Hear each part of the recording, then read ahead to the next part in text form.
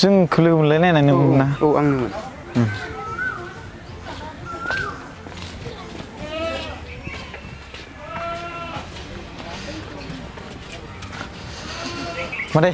मादै नोंथांनि न'खराव मोनसे गिदिर प्रब्लेम जादों स' बिनि सोमोन्दै एसे जों नोंथांनिसिम सफैबाय दायो जे नोंथांनि फिसाज्लाया माबा मोनसे एक्सिडेन्ट जादों होननानै नोंथाङा आंनि सायाव गाबै गाबै खोन्थाहरदोंमोन नङा होमबा नोंगौ हागै मा आं मिसाखौ बुंनो आंनि फिसाया एक्सिडेन्ट जादों आं दा बेखौ बख'नो थाखाय आंहा थाइसेबो फैसाबो गैला राहाबो गैला जा दंमोन 2 बिगासो हा दंमोन आं बेखौ गासैबो फाननानै फैसा सोबजोब्बाय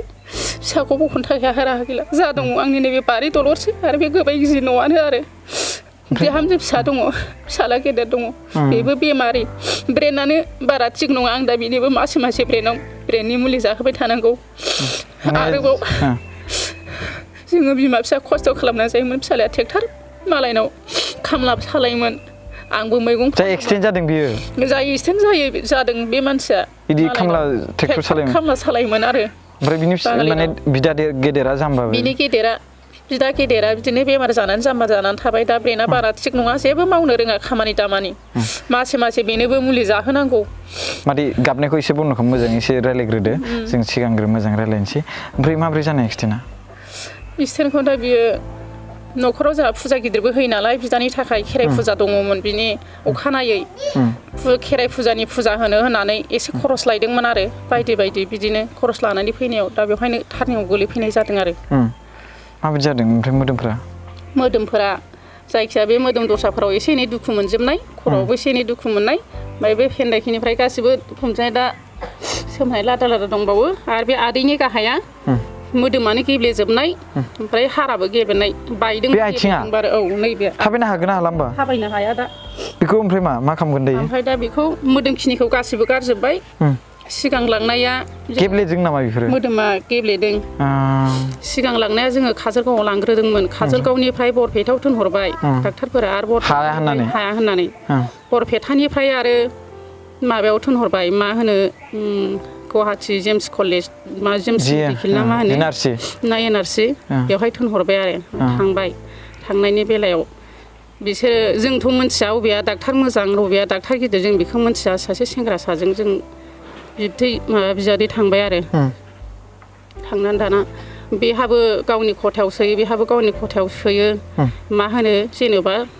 बे साफायनायखौ बायदि साफायनायखौ आंथ' मिथियाबो नालाय दाना गावबागाव साफायजोब्बाय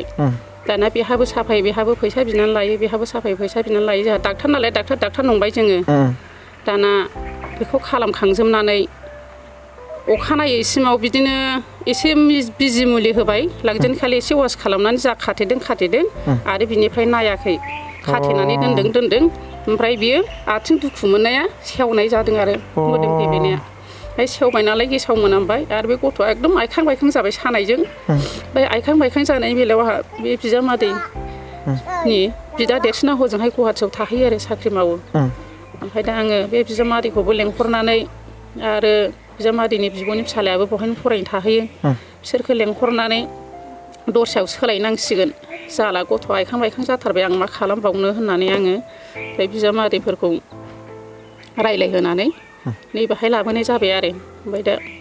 दानि माबायाव मा होनो सहागाट दा बङाइगाव दं नामा बङाइगाव नङा हजों गुवाहाटियावनो सहागाटआव आइसिआव दङ आरो गथ'आ ओमफ्राय दासिम बेसेबांसो थांखो दासिम थांनाया आङो हा फाननानै लांनाया आङो 2,60,000नि हा फाननानै लांबाय आङो आरो गावनि ट्रेक्टर सालायनाया गावनि मोदोमाव 12,000 दंखायोमोन आंनि मोदोमाव आङो 1200 दङमोन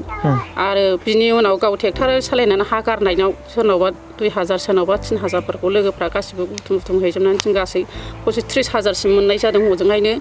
25,000आ थाबोखादों जिनिसावनो ओमफ्राय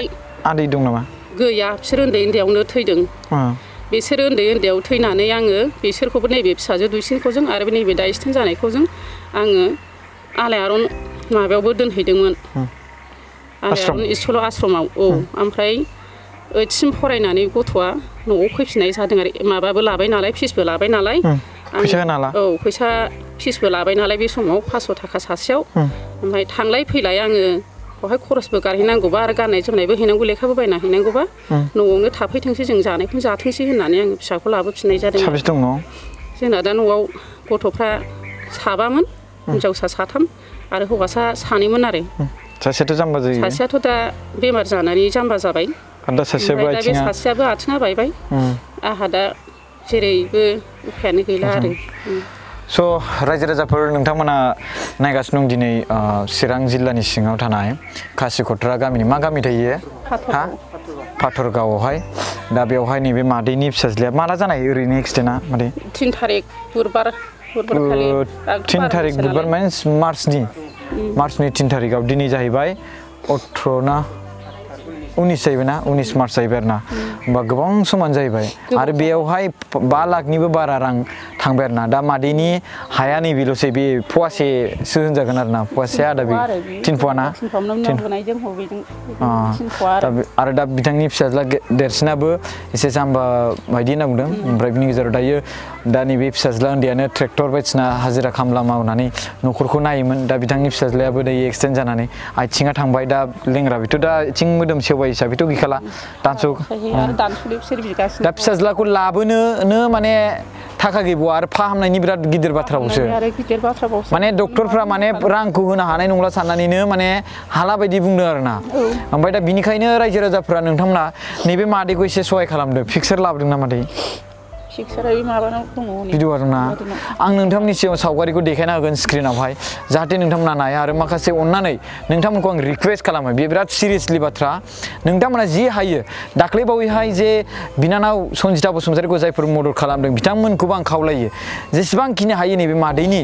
माने एकाउन्टाव अननानै प्लिज जेसेबांखिनि हायो बेखौ मदद खालामहरबानो जाबाय जाहाथे बिथांनि फिसाज्लाखौ थाबैनो फाहामनो हायो एबा बिथांनि फिसाज्लाखौ बायख'नानै दा फाहामनो हायाब्लाबो बिथांनि फिसाज्लाखौ लाबोनोनो गोबां थान जागोन आरो ना माने होनबा फैसा होआबा बिल होआबाथ' माने हस्पिटालफ्राथ' हरखायाना नोंथांमोनाबो बयबो मिथिखायो स' बिनिखायनो जों बेवहाय बेसेबांबा गोजाननिफ्राय जों बेयाव फैदों दायो बिथांनि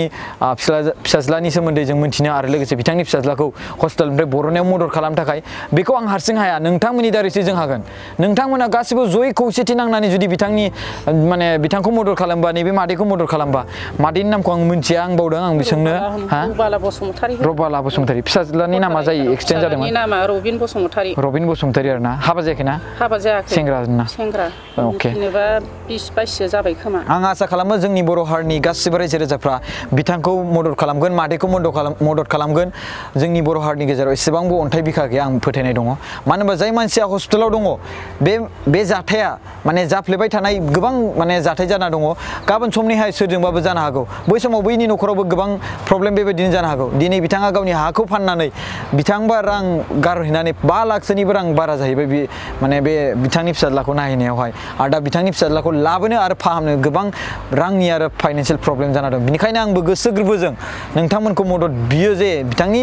माने फिसाज्लाखौ फाहामनो थाखाय बिथांनि मादैनि एकाउन्टाव एसे जि हायो आं स्क्रिनाव होगोन नोंथांमोना मदद खालामबानो जाबाय आरो बिथांनि फन नाम्बारखौ आं होगोन नोंथांमोना आबुं डिटेल्सै नोंथांमोना रायलायहरनो हागोन बिथांजों आरो फनाव गासिबो डिटेल्स फेस टु फेस नोंथांमोना